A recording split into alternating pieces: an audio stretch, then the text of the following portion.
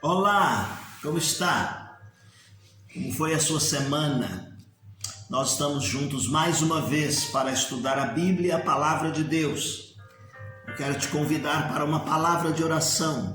Feche os seus olhos.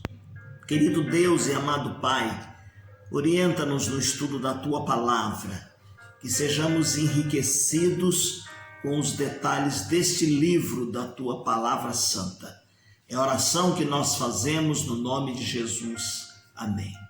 Muito bem, meus queridos, nós começamos no nosso último encontro um estudo no livro de Juízes e vai juntar Ruth, que é um pequeno livro, e nós temos como tema Deus cuida do seu povo. Deus cuida do seu povo. E nós temos enfatizado e destacado aqui que um dos maiores problemas que levou o povo a derrotas sucessivas, que vamos apontar aqui, é porque nos diz o capítulo 17, o verso de número 6, que naqueles dias não havia rei em Israel, e cada qual fazia o que parecia bem aos seus olhos. Deus então vinha e castigava o seu povo por causa do relacionamento com nações pagãs. Deus também derramava em alguns momentos a sua bênção por causa da obediência do povo. No momento da desobediência, Deus os castigava. Nós falamos também no nosso último encontro que o livro de Juízes vem como um bom exemplo do que acontece quando nós nos afastamos e deixamos de viver de acordo com os padrões de Deus. Então, esse livro vem como uma advertência. O livro de Juízes, ele continua descortinando a história da vida de Israel, lá na terra da promessa, a terra que foi prometida aos patriarcas. Aquilo que Josué conseguiu levar o povo e introduzi-lo na terra prometida. Agora no livro de Juízes nós continuamos vendo o descortinamento dos acontecimentos deste livro. Hoje nós vamos falar um pouquinho a respeito do conteúdo resumido do livro. Então a estrutura do livro que nós vamos te apresentar, ela está baseada em 3 pontos. A desobediência espiritual da terra, que está no capítulo 1, a destruição política da terra, que começa a partir do capítulo 3. Então, no primeiro item, capítulo 1 até o capítulo 3, a destruição política da terra, do capítulo 3 até o capítulo de número 16. E a depravação moral na terra, que vai do capítulo 17 até o capítulo de número 21. Então vamos trabalhar aqui esses 3 pontos, falando a respeito do conteúdo resumido do livro de Juízes. Então, a desobediência espiritual na terra, que está no capítulo 1 e vai até o capítulo 6, capítulo 3, o verso de número 6. Essa sessão aqui, ela vai falar a respeito que a terra foi ocupada não de forma completa. Por quê? O que fez com que eles não tomassem posse completamente da terra prometida? A desobediência, a imoralidade, a infidelidade, a aliança de casamentos com mulheres cananitas. Então, neste bloco, nós já dissemos no início, e nós podemos dividi-lo da seguinte forma. Houve uma obediência, sim, mas nós vamos chamar de obediência parcial. Você vai ler aí no capítulo 1, a partir do primeiro versículo, vai até o verso de número 12. Talvez especificamente o 12 fale a respeito desse acontecimento, tá certo? Nós vamos falar um pouquinho também que aqui acontece a prática da idolatria por parte de Israel, que está no capítulo 2, o verso 6, vai até o capítulo 3, o verso de número 4. Também casamentos com mulheres cananitas. Veja aqui que a proibição que Deus fala para que eles não casassem com as pessoas do lugar é para que eles não se misturassem com o objetivo de, a partir do casamento, eles virem adorar outros deuses. A influência dos deuses pagãos daquele lugar pudesse ter lugar na vida do povo de Deus.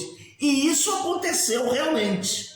A proibição do casamento, então, não é por uma questão de etnia, de raça, mas tão somente para que eles se cuidassem de não se misturarem, porque em casando eles estariam assumindo também as divindades pagãs daquele lugar.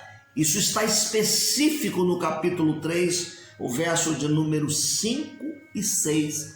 Você pode ler com calma depois. A segunda coisa que eu quero dizer é a respeito da destruição política na terra. Destruição política na terra. Capítulo 3, verso 7, até o capítulo 16, o verso de número 31. Nesta parte aqui nós vamos encontrar 7 ciclos. 7 ciclos do pecado do povo de Israel e da salvação de Deus otorgada por meio dos juízes. É aqui que entram os juízes, começam a existir aquele grupo de pessoas, tanto homens como mulheres, que Deus colocava ali para legislar e para cuidar da condução do seu povo. Quais seriam então esses ciclos? Nós vamos dividi-los da seguinte forma. Em número 1, no período de Otiniel, que está no capítulo 3, de 7 a 11. Segundo lugar, período de Eude e Zangar, que está no capítulo 3, verso 12, até o verso de número 31. Em terceiro lugar, o período de Débora e Baraque, capítulo 4 e capítulo 5. Em quarto lugar, o período de Gideão. Alguns nomes aqui que nós somos mais familiarizados e ouvimos mais pregações a respeito deles, não é? Gideão, por exemplo, isso está escrito no capítulo 6 e vai até o capítulo 8, verso de número 32. Quinto lugar, nós vamos ver o juiz chamado Abimeleque, Tola e Jair, ou Tolá e Jair, que estão no capítulo 8 e vão até o capítulo 10, o verso de número 5. Outro nome bastante lembrado, que está em sexto lugar, é Jefté. Jefté e Abizã e Elã e Abidom. Você vai ler a respeito deles no capítulo 10 até o capítulo 12, o verso de número 15. E como dissemos na lição anterior, o último deles é Sansão. Sansão, capítulo 13 até o capítulo de número 16. O povo se ressentia porque cada um desses juízes tinha uma postura e tinha um comportamento às vezes instáveis, que desfavoreciam a situação do povo, a condição do povo. E então faltava para eles aqui um sistema governamental. E uma das causas dos problemas é esta, é que esse povo vem sofrendo por causa da instabilidade dos seus líderes, dos seus juízes. E em terceiro e último lugar, eu quero colocar para os irmãos a questão da depravação moral na terra, que está no capítulo 17 e vai até o capítulo 21, o verso de número 25. Está na parte final do livro de Juízes. Vai apresentar aqui, meus queridos irmãos, 2 exemplos de depravação moral de Israel. O primeiro caso está relacionado à idolatria lá na tribo de Dan. Veja que Dan era um dos filhos de Jacó e eles devem ter recebido uma orientação a respeito do Deus eterno. E aqui nós vamos perceber a infiltração, a chegada da idolatria. Está no capítulo 17 e no 18. Ali no verso de número 5 do capítulo 17 e no verso de número 13, é aquele acontecimento em que Mica pega um levita e o consagra sacerdote. E esse levita tinha ídolos, traz imagens. O segundo caso que nós vemos aqui de depravação moral é o que está vinculado à guerra entre as tribos. O que ocasionou isto? O sequestro e o assassinato de uma concubina de um levita por parte dos homens da tribo de Benjamim. Capítulo 19, verso de número 21. Benjamim é o último filho de Jacó, o irmão de José, da mulher amada. Então é a partir da tribo de Benjamim que nós vamos ver esse acontecimento aqui de guerras vinculadas a um sequestro de uma concubina de um levita. O autor vai apontar esses dois problemas morais aqui negativos para usar como uma maneira de chamar a atenção da sua geração, para dizer para a sua geração que havia necessidade de um rei justo, que pudesse vir cuidar desse povo. E uma das coisas tristes que nós apontamos aqui é a questão da idolatria através da tribo de Dan. Quando nós olhamos o 10º século antes de Cristo, vai tornar-se, através desta tribo, um campo de adoração de Baal. Você já ouviu falar de Baal? Elias luta contra os profetas, o profeta Elias luta contra os profetas de Baal. Jezabel ali no meio da história, que está em 1 Reis, capítulo 18, o verso de número 22. Através então do rei apóstata Jeroboão, vem se instalar no meio do povo de Deus a adoração a Baal. 1 Reis capítulo 12, 25 a 33, para você ler o acontecimento quando isso se processa. Então, essa história de Benjamim vai lançar luz um pouco sobre a tribo de Isbosete, filho sobrevivente de Saul. Saul é aquele que competia com o trono de Davi, está lá em 2 Samuel, capítulo 2, 10 e 11. E ali nesse grupo tem os maiores oponentes da dinastia de Davi, e as suas raízes estão no período dos juízes. Então, a depravação moral dos israelitas vem aqui e aparece nesse bloco que nós estamos mencionando do capítulo 17 sobre a depravação moral de Israel. Então a gente pode dizer assim que nesse bloco acontece o quê? Os ídolos de Mica e o problema provocado pelos danitas, capítulo 17 e 18. A concubina do levita que é violentada, capítulo 19, 1 a 30. E a guerra contra a tribo de Benjamim. Quantas coisas nós aprendemos aqui, e muitas delas baseadas na desobediência da aliança, de obediência à palavra de Deus.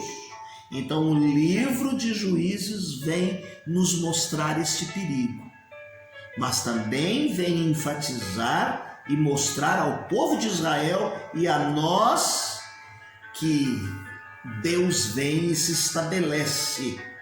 Deus vai fazer com que eles tenham um rei segundo o seu coração posteriormente. E então nós cremos e aprendemos que o nosso Deus, que é juiz, que é poderoso, que cuida da história da vida do povo de Israel, é o mesmo Deus que cuida da história da nossa vida. É o Deus que cuida do seu povo e cuida da nossa existência. Amém?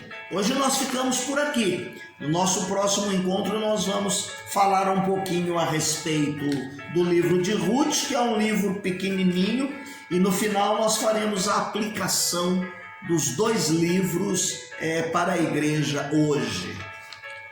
Eu termino esse momento te lembrando duas coisas. A primeira delas, não deixe de fazer a leitura diária que nós disponibilizamos no final desta transmissão. E eu termino dizendo uma segunda coisa: lendo o hino de número 24, que diz que Deus é amor. Deus é amor. A sua graça conquistou meu coração. Concedeu-me vida eterna, paz e luz e salvação. Deus é amor. Eis tudo acaba.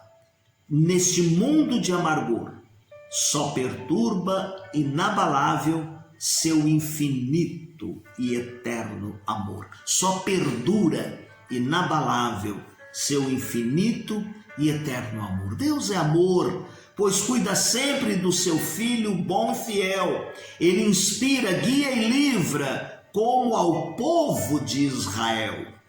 Deus é amor, vem auxilia a este pobre pecador. Perdoado agora almeja proclamar o teu amor. Deus é amor, sim, Deus é amor. Deus é amor, sim, Deus é amor. Deus te abençoe. Que esse Deus que nos ama e tem cuidado de nós possa proteger a sua vida e a sua semana. Que você tenha dias abençoados.